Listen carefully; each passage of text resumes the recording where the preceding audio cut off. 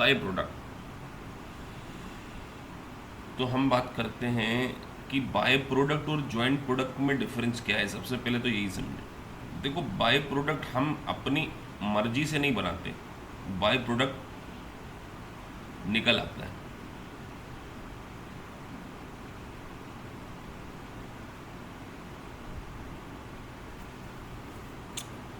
So byproduct are the low value product that occur naturally in the process of the producing higher value.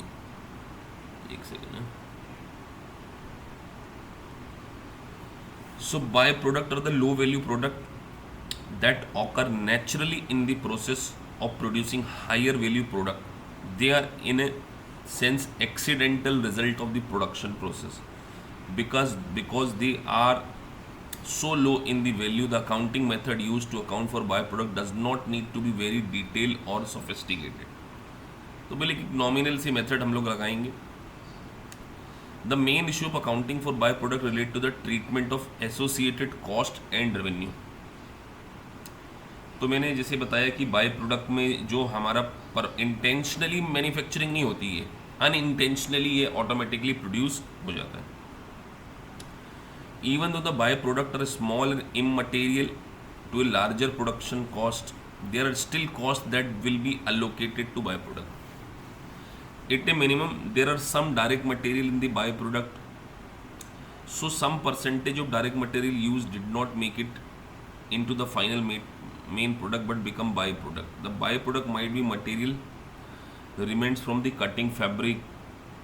जैसे fabric को काट रहे तो कुछ कतरन वगैरह नहीं बच जाती। अगर देखा जाए तो हम फैब्रिक को यूज़ कर रहे हैं तो कुछ ऐसा प्रोडक्ट निकल जाए, जैसे अगर हम क्रूड ऑयल को मतलब जो कच्चे तेल को प्रोसेस करें, क्रूड ऑयल को, और हम बना रहे हैं उससे पेट्रोलियम प्रोडक्ट बना रहे हैं, तो कई बार उससे मशीन का जो ऑयल बन जाता है, जो बिल्कुल एकदम लो क्वालिटी का जो ऑयल निकल आता है, दैट इज़ कॉल्ड। तो उन्होंने sawdust from the cutting lumber और any other small amount of material के बारे में बात करें। द कंपनी मे और may not have a policy of assigning cost to the by product and policy is reflected in the accounting treatment of the by product. The cost and revenue by product can be accounted for in the either two ways. तो सबसे पहले तो company तो कई बार क्या करती है, इसकी कॉस्ट को रिकॉर्ड ही नहीं करती, मेन प्रोडक्ट में ही हम लोग क्या करते हैं, सारी कॉस्ट जोड़ देते हैं। बाय प्रोडक्ट से जो रेवेन्यू आती है उसको केवल मिसलीनियस इनकम मान लेते हैं। तो हम इसकी मेथड्स को समझते हैं। The two ways to treat the associated cost and revenue of the by product. तो पहली method, use the estimated net realisable value of the by product as a reduction of the cost of the main product. ये आप समझो, ये method क्या बोल रहे हैं, यही मेथड सबसे ज़्यादा यूज की जाती है, as a reduction of the cost of the main product. मतलब कि जो आपने बाय प्रोडक्ट बनाया है और बाय प्रोडक्ट को बनाकर जो सेल वैल्यू आई, नेट रिलाइजेबल वैल्यू आई, इस नेट रिलाइजेबल वैल्यू को हम क्या करेंगे, रिडक्शन कर देंगे कॉस्ट ऑफ प्रोडक्शन में। This method is called production method and in it the NRV of the byproduct is inventory as a cost of byproduct। मतलब जो बाय प्रोडक्ट का वैल्यूएशन है वो उसकी NRV पर किया जाए। बात समझ आई कि नहीं आई, पहले तो ये बताइए आप। अब जैसे हम एग्जांपल लेते हैं, एग्जांपल से ज़्यादा समझ में आएगा आप लोगों को। पूरी तरह से नहीं आई। आप क्या कह रहे हो कि जो बाय प्रोडक्ट का एनआरवी आता है उसका क्या करना है? एग्जांपल दे रहे हैं ना,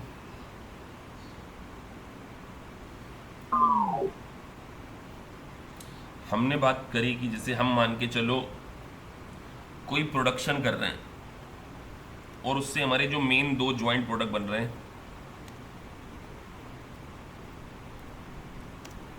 ज्वाइंट प्रोडक्ट बन रहे हैं,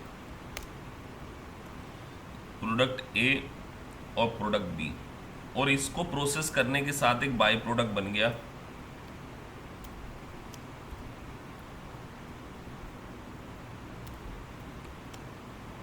सी। और मान के चलो इस बाय प्रोडक्ट की कॉस्ट इस प्रोडक्ट का नाम है सी, है ना, तो ये हमारा बाय प्रोडक्ट सी है। मान के चलिए क्वेश्चन ने आपको ज्वाइंट कॉस्ट गिवन है,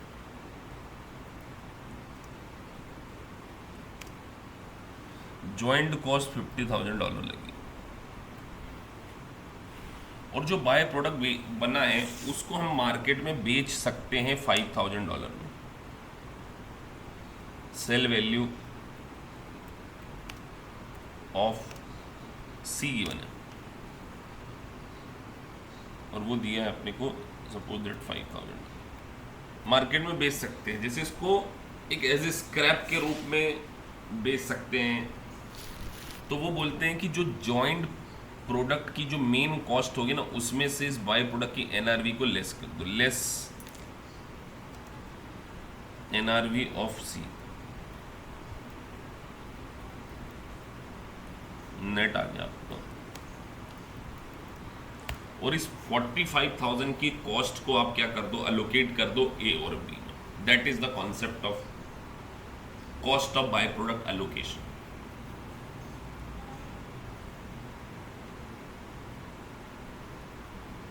आई समझ में ये बात कि नहीं?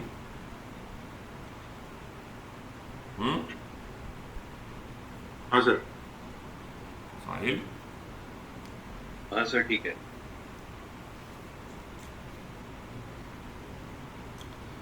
बोल रहे ना, use the estimated net realize value of the by product as a reduction of the cost of production of the main product.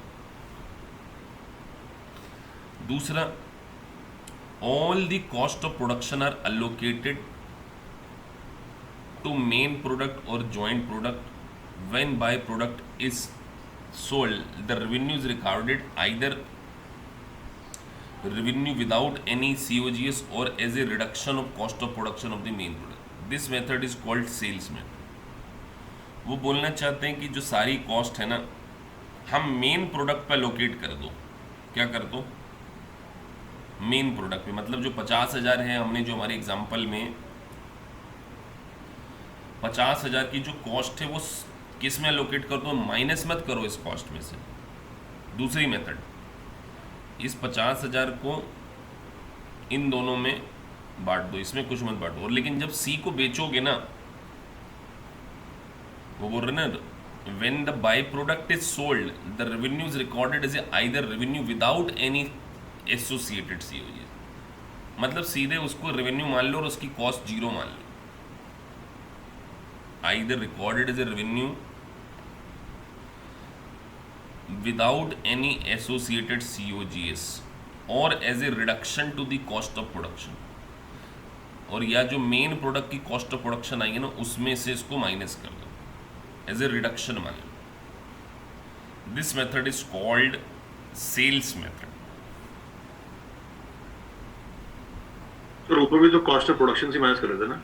नहीं, वहां हमने मेजरली जॉइंट कॉस्ट में से माइनस करके, हाँ कर तो वही रहे थे, लेकिन वहां हमने जॉइंट कॉस्ट को अलोकेट किया without reduction, with reduction of the by product sale price. लेकिन हमने यहाँ जॉइंट कॉस्ट को क्या किया है, उसमें से बाय प्रोडक्ट की एनआरवी को माइनस किए बिना अलोकेट किए। डिफरेंस है दोनों में। और जब आप उस जॉइंट प्रोडक्ट को एक्चुअल में बेचोगे तो उसकी जो रेवेन्यू आएगी उसको मेन प्रोडक्ट की कॉस्ट ऑफ प्रोडक्शन में से माइनस कर, ये वो कहना चाहिए। फर्क है दोनों में।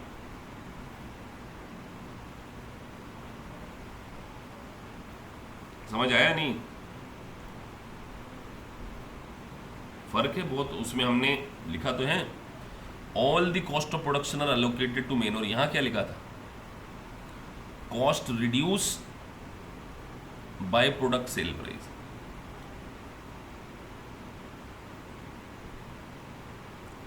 तो ये इसकी तो बाय प्रोडक्ट की अकाउंटिंग वैसे उतनी पूछी भी नहीं जाएगी। अब जैसे एक क्वेश्चन दिया आपने, चलिए इस क्वेश्चन को पढ़िए आपने और देखिए जो मैंने समझाया उसमें से इस पर आप क्या करते हैं। इसको ट्राई विद योर सेल्फ। मैं इसको पॉज कर देता हूँ। तो अगर हम देखें तो Lenkin corporation produce two main product and by product of joint process, the ratio of output quantities to input quantities of direct material used in the joint process remain constant from month to month.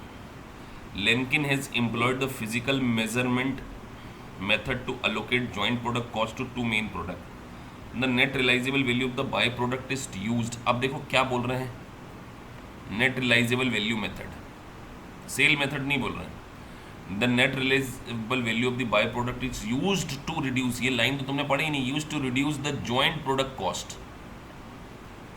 जो net realisable value आएगी by product की, that has to be reduce from the joint cost. तो joint cost हमें given है 25,20,000.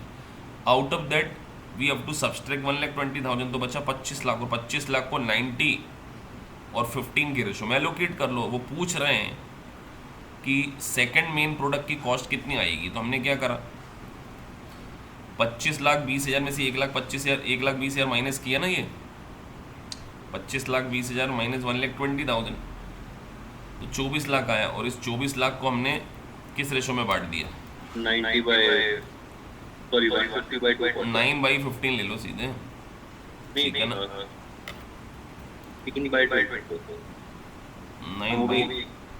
9/15 नहीं, 24 आएगा ना. 9/20 ये भी वही आएगा मेरे में. हाँ, उधर 90 है ना, 15/24 हाँ, क्योंकि सेकंड प्रोडक्ट की बोल रहे हूँ, सेकंड प्रोडक्ट, सॉरी. तो ये 15 लाख आ गया. अच्छा, ऊपर वाले से सेल्स प्राइस माइनस कर दिया बेसिकली एनआर. बस यही तो है. एक्चुअली मैंने ऊपर वाला पैरा पढ़ा ही नहीं सर, मैं सीधा क्वेश्चन करने लग गया था. अमाउंट ऑफ ये तो पढ़ना पड़ेगा ना. सर इसमें सेपरेबल जो प्रोसेस कॉस्ट है वो किसके लिए, मतलब सर कंफ्यूज करने के लिए है. हाँ, सेपरेट प्रोसेबल तो हम तो एनआरवी में वो हम जो यूज़ करते हैं, जो हमने पढ़ा था ना कि फर्दर प्रोसेसिंग के बाद जो नेट रियलाइजेबल वैल्यू आती है. हाँ, तो यहाँ पे आपको मेन प्रोडक्ट की फाइनल सेल प्राइस थोड़ी दी है जो उस मेथड से एलोकेट करते. और क्वेश्चन ने आपको मेथड लिख के दे दी कि जॉइंट प्रोडक्ट को किस मेथड से एलोकेट करना है. The main product are not marketable लिख भी दिया उन्होंने, देखो. And split point and have to be process further. और आपको बोल रहे हैं ना, the amount of joint product cost that Lenkin would allocate to main product by using physical measure method. बस यहाँ लिख दिया उन्होंने physical measurement. तो physical measure method पे आपको allocate करना है.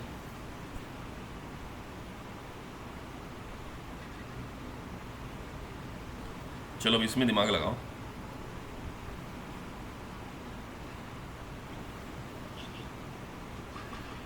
मतलब यहाँ पे बाय प्रोडक्ट की अकाउंटिंग हमारी ख़त्म होती है.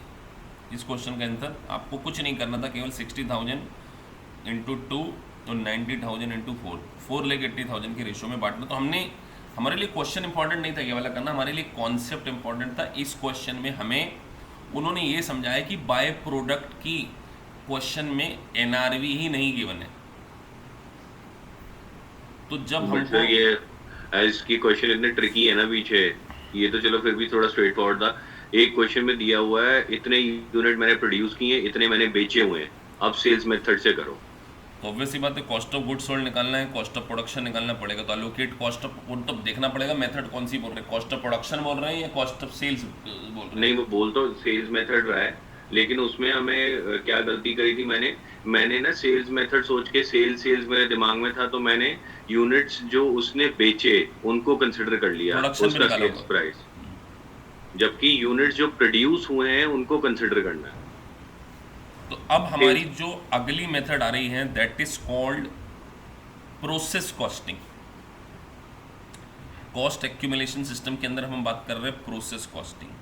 तो देखिए process costing it's a very very very, मतलब मैं कहूँ इजी तो नहीं कहूँगा, और टेक्निकल है, बस डिफिकल्ट नहीं है. अब हम इस प्रोसेस कॉस्टिंग को समझने वाले हैं. तो आप प्रोसेस कॉस्टिंग पे बिल्कुल ध्यान दीजिए.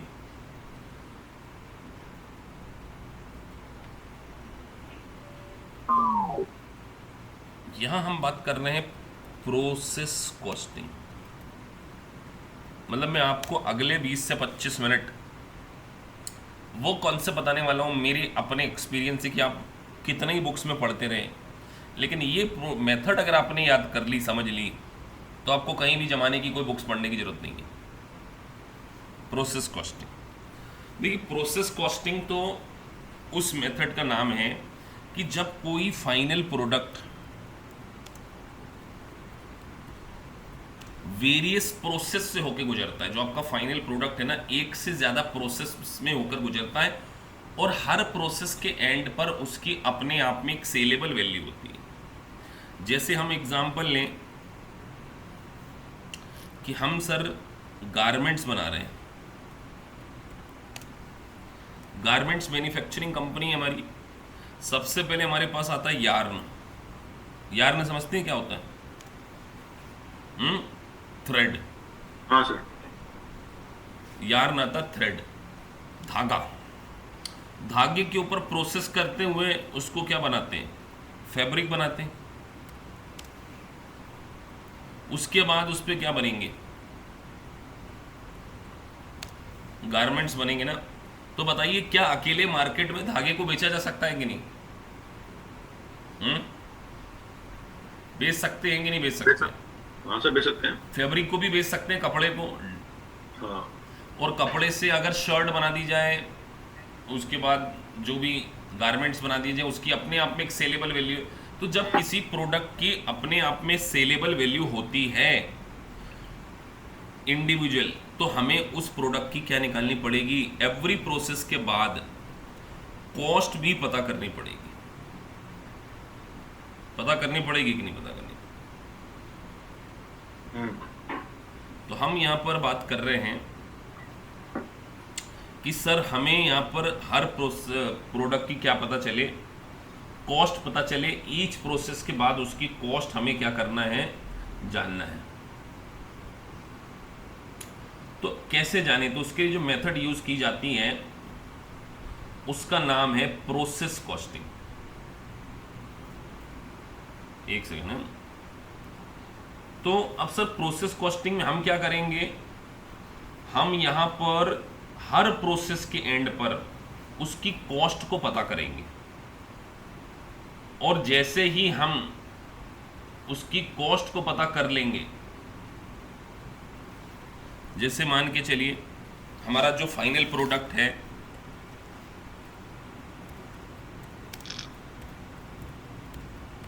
वो 3 प्रोसेस से होके गुजरता है, 3 प्रोसेस, और उसके बाद हमारा वो फिनिश गुड्स बन जाता है। तो हमें ईच प्रोसेस 1, P1, P2 और P3, in each individual process के एंड में क्या पता करना है? कॉस्ट पता करना है। तो जैसे मैंने यार्न डाला, उसमें फैब्रिक डाला, उसके बाद मैंने गारमेंट्स बनाए, तो मान के चलो P1 के एंड पे तो धागा ही बन पाता है, यहां पे बन पाता है यार्न, और यहां पे बन पाता है मेरा फैब्रिक, और यहां पे मैं बना पा रहा हूं गारमेंट्स। तो मैं ऐसा कह सकता हूं कि सर P1 का जो आउटपुट है वो P2 के लिए इनपुट है। P1 का आउटपुट P2 के लिए इनपुट है कि नहीं है? बताइए। क्या धागा बनाए बगैर फैब्रिक बनाया जा सकता है? What do you think? नहीं सर। और क्या कपड़ा बनाए बगैर गारमेंट्स बना सकते हैं? नहीं बना सकते ना। मतलब कि P1 की प्रोसेस जब तक पूरी कंप्लीट ना हो जाए, P2 की प्रोसेस को स्टार्ट किया जा सकता है क्या? Is it possible? और जब तक P2 कंप्लीट नहीं हो जाए, क्या we can start P3? No sir. नहीं कर सकते ना। तो हमें क्या करना पड़ेगा? इसका मतलब सर इसका जो आउटपुट है, output of P1 is input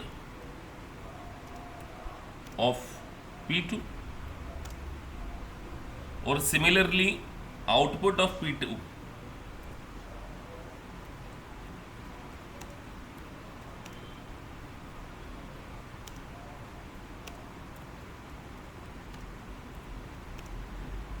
और P3 मतलब प्रोसेस के बारे में बात कर रहे हो, प्रोसेस 1, प्रोसेस 2 और प्रोसेस 3 लिखा है ना, शॉर्ट में लिखा है मैंने। तो हमें तीनों प्रोसेस के एंड पर कॉस्ट पता करनी पड़ेगी और that is what process costing. अब प्रोसेस कॉस्टिंग दो स्टेज में होता है। अब हम एक कॉन्सेप्ट समझने जा रहे हैं, इक्विवेलेंट यूनिट ऑफ प्रोडक्शन।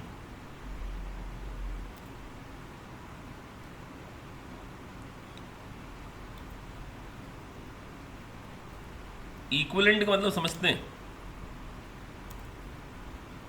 हाँ बराबर। क्या होता है इक्विवेलेंट का मतलब?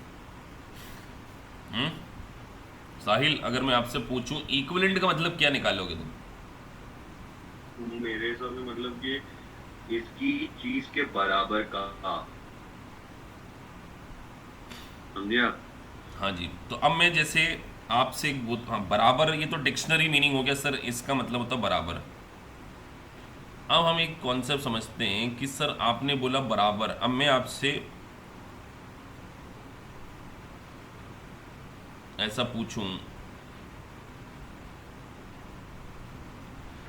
जैसे एग्जांपल लूं मैं, मान के चलो, बड़े ध्यान से समझना।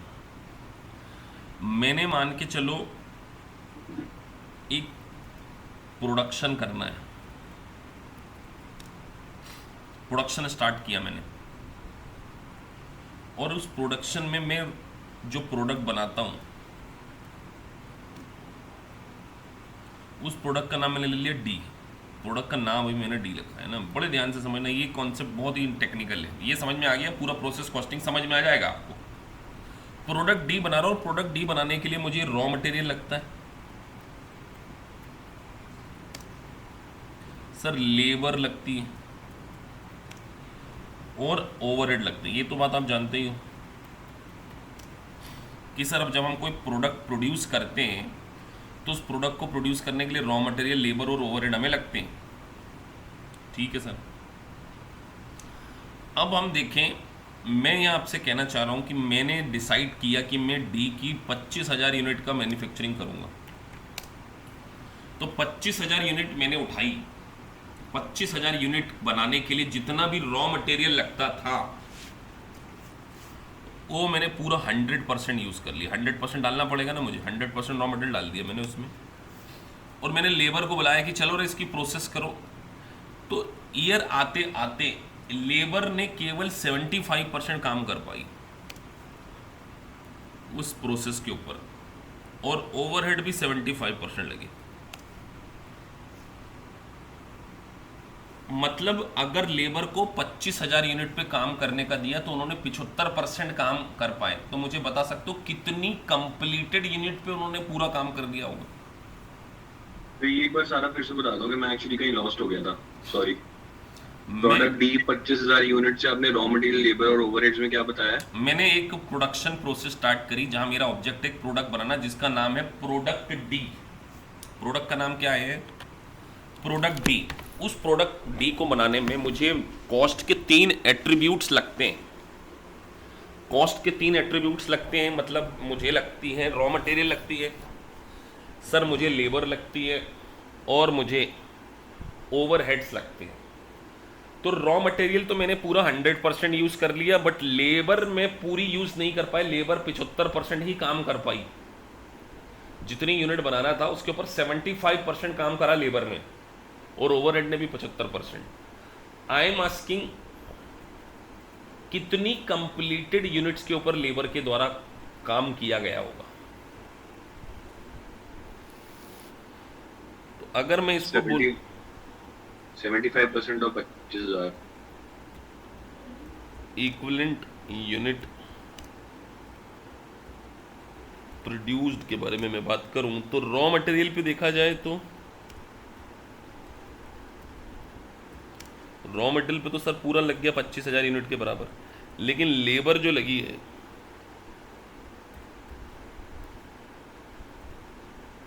25,000 इंटू 75। अगर लेबर पूरा काम करती तो वो 18,750 यूनिट पूरी बना लेती, लेकिन उन्होंने पूरी यूनिट ना बनाते हुए थोड़ा थोड़ा थोड़ा थोड़ा थोड़ा काम डिफरेंट यूनिट पे किया। तो मतलब हमारी इक्विवेलेंटली देखा जाए तो 18,750 यूनिट कंप्लीट हुई है इन रिस्पेक्ट ऑफ लेबर, और सिमिलरली ओवरहेड में भी।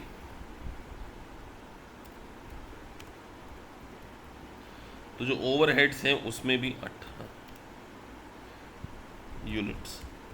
ये बात आपको पल्ले पड़ी कि नहीं पड़ी, ये बात को जहन में उतारना बहुत ज़रूरी है।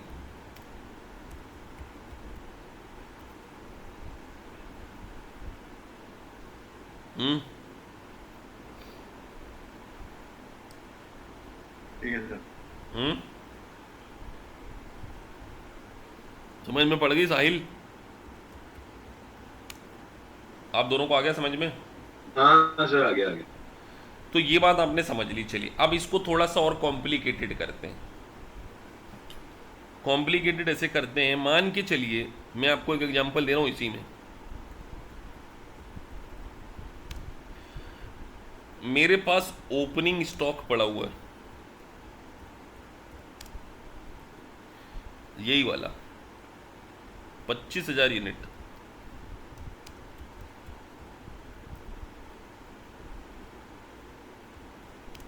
पच्चीस हजार यूनिट पड़ी है, जिसमें कि रॉ मटेरियल 100% लग चुका है।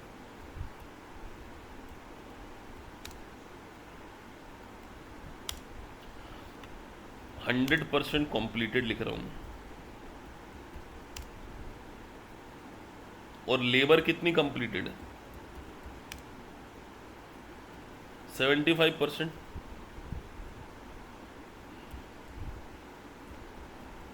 Overhead sir 75%। अब ड्यूरिंग द ईयर भी तो मैं कुछ प्रोडक्शन में और डालूंगा। करंट ईयर में मैंने और यूनिट डाली,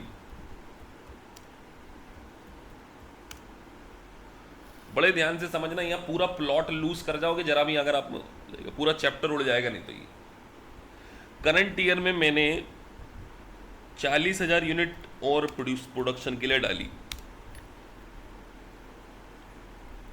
और मैंने जब यहाँ से प्रोसेस करना शुरू किया तो P1 में मैंने 40,000 यूनिट और डाली, और जब P1 में पूरा माल पूरी तरीके से प्रोड्यूस हो गया तो मैंने ट्रांसफ़र कर दिया to next process.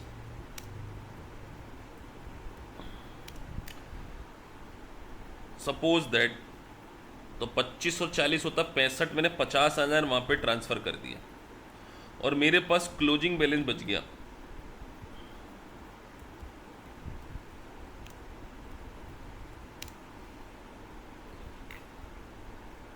Closing balance मेरे पास कितना बच जाएगा?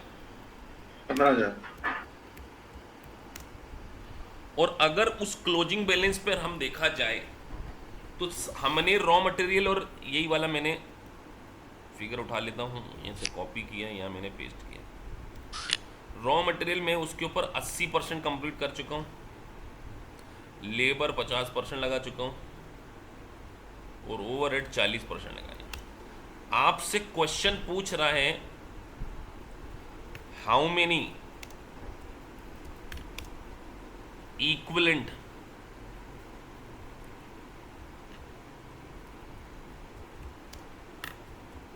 Unit produced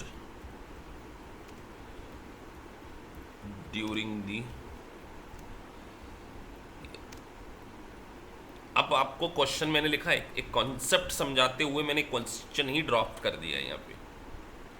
using FIFO method. अब तो सबसे पहले FIFO मेथड आपको समझ में आना चाहिए। FIFO मतलब क्या होता है? FIFO मेथड का क्या मतलब होता है पता है? FIFO क्या होता है? First in first out.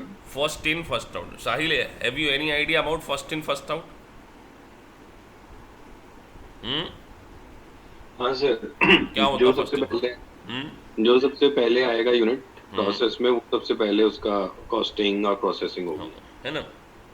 मतलब पुराना माल पहले यूज करेंगे, रॉ मटेरियल जो भी आएगा हमारे पास, ओल्डेस्ट माल को हम पहले यूज करेंगे, ताजे माल को बाद में यूज करेंगे प्रोडक्शन प्रोसेस में। That is called FIFO method. FIFO method is another matter of concern. हमने तो सिर्फ यहाँ कॉन्सेप्ट को मैंने हल्का सा बताया FIFO। सो अब अगर मैं आप लोगों को 2 मिनट का मौका दूं, can you able to think what is how many equivalent unit produce during the year, और शुड आई एक्सप्लेन? चलिए मैं ही एक्सप्लेन कर देता हूँ इसको। तो सर आपने एक बात तो कह दी कि सर ओपनिंग यूनिट थी हमारे पास कितनी थी, 25,000, और इंट्रोड्यूस करी आपने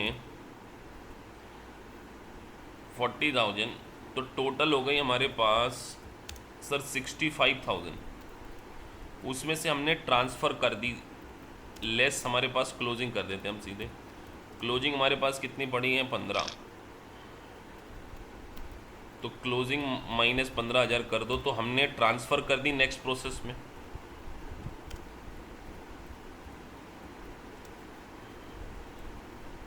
मैं शॉर्ट में लिख देता हूँ ना, TR मतलब ट्रांसफ़र, तो 50,000। अब हमें काम कर, तो मुझे बताइए क्या प्रोसेस ए में 100% काम हुए बिना प्रोसेस बी में ट्रांसफ़र किया जा सकता है क्या? I am asking you. Process ए में 100% काम किए बिना क्या प्रोसेस बी में पूरा प्रोडक्ट ट्रांसफर किया जा सकता है, यस और नो?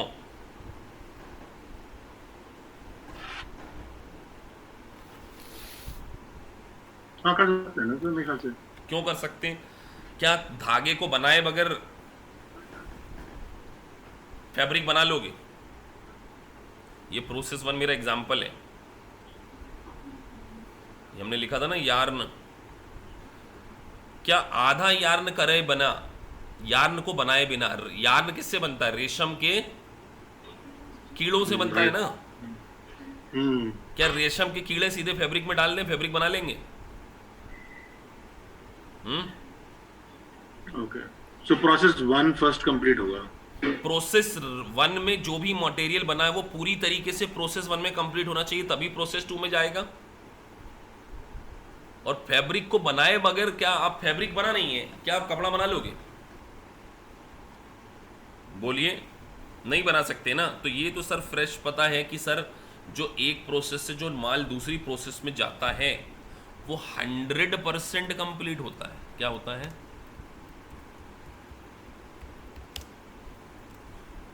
तो इसका मतलब सर कि जो नेक्स्ट प्रोसेस में ट्रांसफर किया गया वो 100% कंप्लीटेड। लेकिन सर आपने एक बात बोली, फीफो मेथड। कौन सी बात बोली आपने? फीफो मेथड बोली ना मैंने, फीफो मेथड।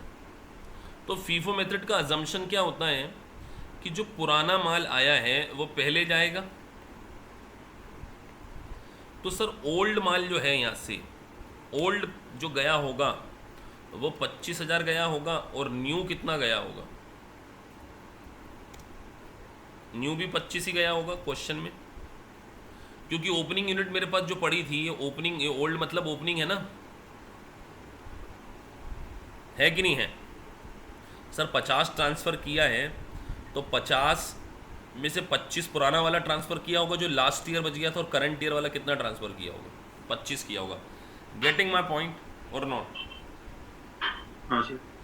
अब हम इसके लिए एक स्टेटमेंट बनाएंगे, स्टेटमेंट ऑफ इक्विवेलेंट प्रोडक्शन।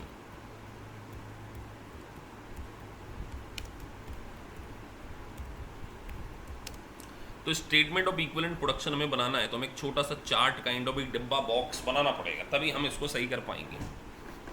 तो बड़े ध्यान से समझिए,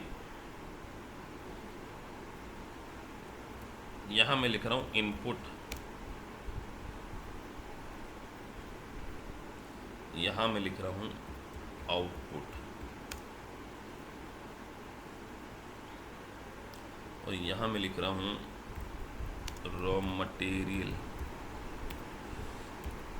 यहाँ मैं लिख रहा हूँ लेबर, यहाँ मैं लिख रहा हूँ ओवरहेड।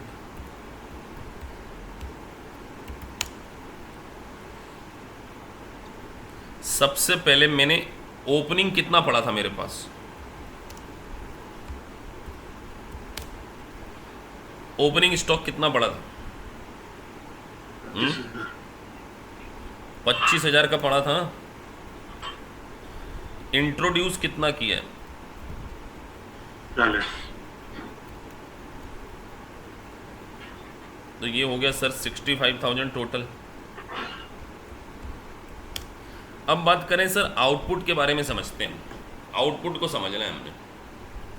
तो हमने बात करी कि टोटल ट्रांसफर कितना किया है। टोटल ट्रांसफर ऐसा 65 किया है ना। तो फ्रेश यूनिट कितनी करी है? करंट वाली या ओपनिंग वाली ले लेते हैं। ओपनिंग यूनिट कितनी की है? सर टोटल ट्रांसफर 50,000 नहीं किया?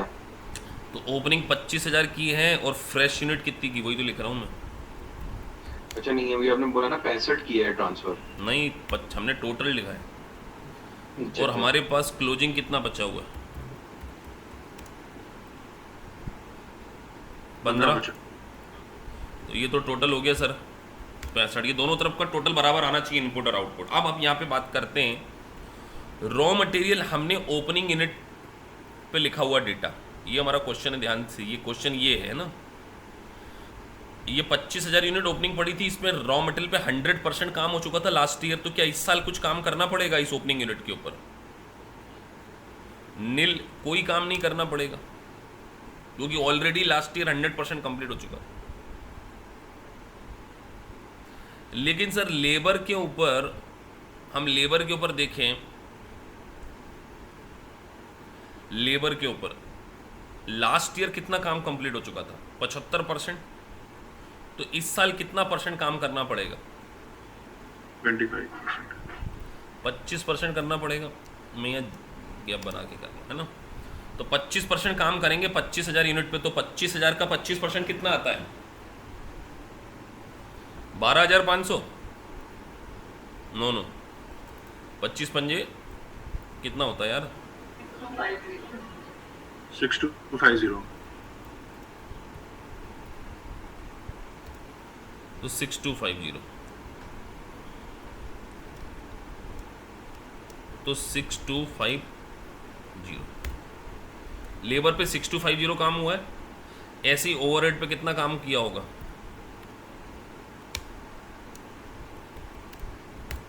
6250।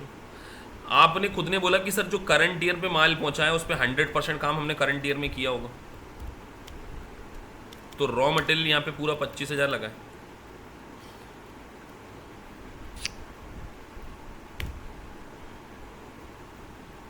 तो सर लेबर पे भी पूरा ही लग गया होगा और ओवरहेड पे भी पूरा ही लग गया होगा।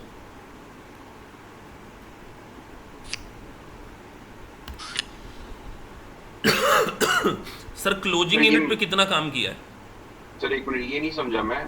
ये 100% 25,000 कौन सा ले रहे हो? ये ट्रांसफर जो किए थे उसमें से माइनस? ये हमने बोला ना टोटल ट्रांसफर किया है 50,000। Out of that 50,000 current year में से कितना किया है? जो करंट ईयर में टोटल प्रोड्यूस किया 25,000, तो 25,000 पे पूरा ही काम कर लिया, तभी तो नेक्स्ट प्रोसेस में गया। राइट, ये 25,000 तो पीछे से आया, राइट? ये वाला तो 25,000 ओपनिंग वाला, ये तो ओपनिंग है, ये तो लास्ट ईयर का है। और ये 25,000 फ्रेश इंट्रोड्यूस हुए हैं डायरेक्टली प्रोसेस 2 में। हाँ जी, नहीं इंट्रोड्यूस तो टोटल हमने 40 किया। हम फीफो मेथड ले रहे हैं ना, तो फीफो में से 40 आपने इंट्रोड्यूस कर दिया था सीधा प्रोसेस 1 में ही? हाँ जी, नया डाला।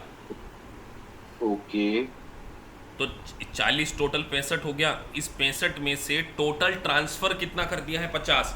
तो इस 50 में से पुराना कितना ट्रांसफर किया होगा? 25। और नया कितना किया होगा? 25। Right, okay. क्लोजिंग कितना बच गया? 15। राइट। और क्लोजिंग पे हमने रॉ मटेरियल कितना लगाया? क्वेश्चन में दिया है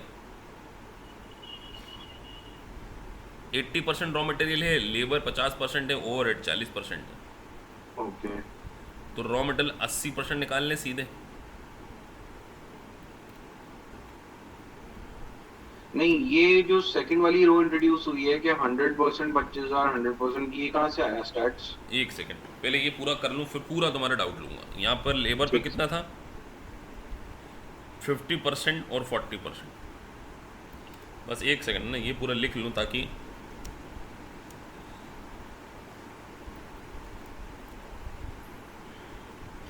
75% और यहाँ हमने 40% बोला था ना,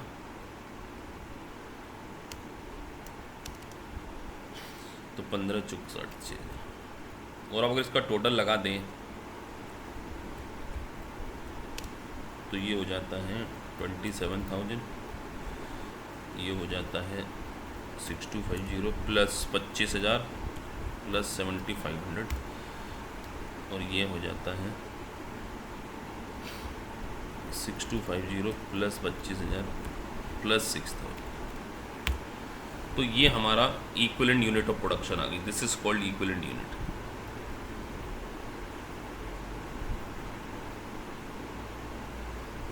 अब आपका क्वेश्चन पूछिए। सर ये सेकंड रो कैसे आई? 100%, 100%, 100%। मुझे बताओ, हमने ये लिखा है, ये यहाँ देखो, लास्ट ईयर का माल 25,000 है, करंट ईयर में इंट्रोड्यूस किया 40, दैट इज कॉल्ड 65। इस 65 में से क्लोजिंग बच गया 15, 50,000 ट्रांसफ़र किया। तो 50,000 में से पुराना कितना ट्रांसफ़र किया? 25। नया कितना ट्रांसफ़र किया? 25। जो पुराना ट्रांसफ़र किया उस पर ऑलरेडी मटेरियल पूरा लग चुका था, तो क्या कुछ करंट ईयर में और लगाना पड़ेगा? नहीं सर, लेबर 75% लग चुकी थी पिछले साल, ओपनिंग है ना ये, तो करंट ईयर में कितनी लगानी पड़ेगी? 25%। अब जो करंट ईयर में ही लगाया तो वो तो पूरा ही लगाएंगे ना, करंट ईयर में ही लगाया है आपने 100%। 100% करंट ईयर में जो ट्रांसफ़र किया तुमने नेक्स्ट प्रोसेस में, वो ताज़ा माल किया। तो एक प्रोसेस पे जब तक पूरा माल कंप्लीट नहीं हो जाता आगे नहीं पहुंचाते, पूरी वर्किंग नहीं हो जाती। तो प्रोसेस 1 से रिलेटेड 100% वर्किंग हो गई, लेबर पे 100% वर्किंग हो गई और ओवरहेड पे 100%। तो इसको हमने नेक्स्ट पे ट्रांसफ़र कर दिया। और जो 15,000 हमारे पास यूनिट बच गई थी उस पे 80% वर्किंग हुई है, तो 15 पे 80% की इक्वलेंट 12,000 यूनिट पे पूरा काम हुआ है। लेबर ने केवल 50% काम किया है, तो 70 और जो ओवरहेड पूरे लगने थे उसका 40% ही लगा है। तो ऐसे मिलाकर हमने ड्यूरिंग द ईयर 27,000 यूनिट के ऊपर पूरा मटेरियल लगाया, 38,750 पे लेबर पूरी लगाई और 37,250 के इक्वलेंट हमने ओवरहेड लगाए। That is called statement of equivalent production So, मैंने यूजिंग फीफो मेथड। मैं एक्चुअली इसमें कंफ्यूज हो रहा हूँ कि जो ओपनिंग, इन्वेंटरी, एंडिंग और ट्रांसफर, ये सारा का सारा जो हुआ है ये प्रोसेस 1 से में मिला था सर। तो ये हमारा टोटल था। तो इसको आप अच्छे से रिवाइज करके रखो।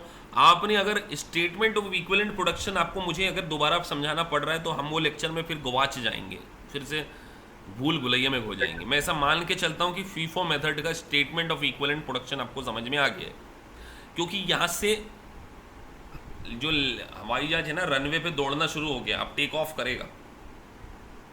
सर ये लेकिन जो आपने बताया है सारा only from P1 to P2 है, राइट? ये अभी P1 का था, P1 से P2 में ट्रांसफर हुआ है ये माल। राइट। अभी हमने तो वैल्यू के रिगार्डिंग कोई डिस्कशन नहीं किया, हमने केवल यूनिट पे डिस्कशन किया। तो जो हमारा अगला लेक्चर होगा, अब आपको समझ में आ गया होगा कि वेलकम टू USCA में। सर एक बात बताओ, ये जो 27,000 रॉ मटेरियल बनाया है ये this will be an input to P2, right? मतलब हमने 27,000 यूनिट के ऊपर रॉ मटेरियल का काम किया है। हाँ करेक्ट, ये मतलब 27,000 पूरे बन चुके हैं रॉ मटेरियल पे और ये P2 में ट्रांसफर होंगे, राइट? हाँ जी, नहीं ये- इस यूनिट नहीं, के ऊपर नहीं। इतना काम किया ड्यूरिंग द ईयर प्रोसेस 1 के ऊपर हमने in respect of material 27,000 unit के बराबर रॉ मटेरियल लगा चुके हैं। अब ट्रांसफर कितना करना है वो हमारा कंसर्न है। हमने 50,000 ट्रांसफर किया, लेकिन करंट ईयर में जो काम किया है वो 27,000 यूनिट के इक्विवेलेंट काम किया है करंट ईयर में। तो साहिल ये P1 ही मान के चलो, अभी P2 तब होगा जब क्लोजिंग बैलेंस से ट्रांसफर होगा P2 में। अभी P1 से P2 ट्रांसफर होगा, P2 से P3 ट्रांसफर होगा। अच्छा, तो मतलब ये अभी कोई ट्रांसफर नहीं हुआ है सच, ये P1 में ही इतना काम किया है हमने। यस। तो सर वो जो 40,000 आप बोल रहे थे ट्रांसफर वो क्या था? कौन सा ट्रांसफर? मैंने 40,000 बोला। वो जो आप कह नहीं रहे थे 25,000 हमारे पास ओपनिंग स्टॉक पड़ा है और हमने इंट्रोड्यूस 40,000। किया 40 तो नया लगाया है P1 में। अच्छा, P1 में तो ट्रांसफर अभी तक कुछ नहीं हुआ है। ये हुआ ना ट्रांसफर 50। हाँ तो ये कहाँ ट्रांसफर हुआ है? ये किया तो है ये ट्रांसफर। नहीं, ये कहाँ ट्रांसफर हुआ है? ये P2 में ट्रांसफर ये हुआ है। P2 में हो तो हम P1 में P2 का डाटा क्यों लिखेंगे? ये तो P1 की प्रोसेस के बारे में बात हो रही है। वो ठीक है सर, लेकिन तो फिर ट्रांसफर क्यों कहते हैं इसे? क्योंकि P1 से पूरा माल कंप्लीट होके P1 में P2 में चला गया। अब जो भी प्रोसेसिंग होगी वो P2 में होगी। तो आप कह रहे हो कि P1 से P2 में माल चला गया 50,000 तक का? नहीं, मैं कंफ्यूज हो गया हूँ सर। तो एक अभी सेकंड आप पहले मेरे को ये के- वीडियो क्लोज कर लेना ताकि बाकी बच्चे कंफ्यूज ना हो। तो यहाँ पर हमने स्टेटमेंट ऑफ इक्विवेलेंट प्रोडक्शन समझ लिया। इसके आगे का लेक्चर आपको समझना पड़ेगा जिसमें हम इक्विवेलेंट कॉस्ट पर यूनिट निकालेंगे जो नेक्स्ट प्रोसेस में आएगा। तो यहाँ हम इसको खत्म करते हैं, नेक्स्ट लेक्चर में हम लोग मिलेंगे।